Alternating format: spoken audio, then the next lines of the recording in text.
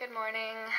So today we're going to the beach, and it's probably like 100 degrees out again. Actually yesterday I think it got up to like 102. Yeah, like I said, Florida's hot.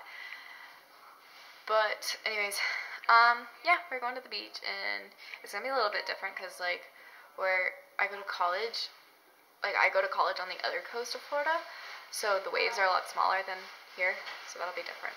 But yeah, I'm excited, so I will see y'all there. Ba-da, ba-da, ba-da, ba-da, ba-da, ba-da, ba-da, ba-da, ba-da, ba-da.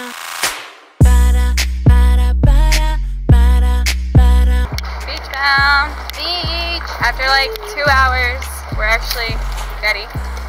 Yeah, it's been like 2 hours since I actually vlogged.